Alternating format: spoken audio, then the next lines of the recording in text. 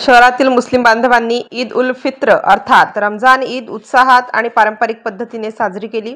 शहरातील शाहजहानी ईदगाह मैदानावर सामूहिकरित्या नमाज पठण करून मानव कल्याणासाठी प्रार्थना करण्यात आली। शहरे खतीब हाफिज हिसामुद्दीन अशरफी यांच्या नेतृत्वाखाली सकाळी 10 वाजता नमाज पठण पार पडले। त्यानंतर मुस्लिम बांधवांनी परस्परांना आलिंगन देत ईदच्या शुभेच्छा दिल्या। शहराच्या विविध मशिदींमध्ये ही सकाळी 9 वाजता नमाजची व्यवस्था करण्यात आली होती।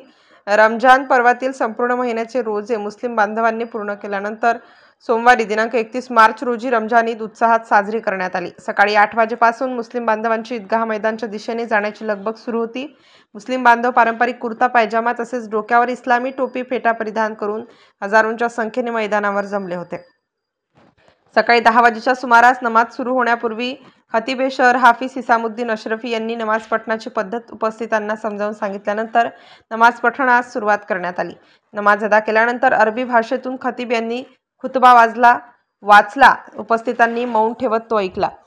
संपूर्ण मानवजातीचे कल्याण व्हावे, देशात हिंदू मुस्लिम ऐक्य आणि सलोखा कायम राहावा असे धर्मगुरूंनी सांगितले। विशेष दुआ पठण केल्यानंतर सर्वांनी एकमेकांना आलिंगन देत ईदच्या शुभेच्छा दिल्या। नमाज पठणानंतर शहरे खतीब यांना पुष्पगुच्छ देत पोलीस उपआयुक्त किरणकुमार चौहान यांनी ईदच्या शुभेच्छा दिल्या।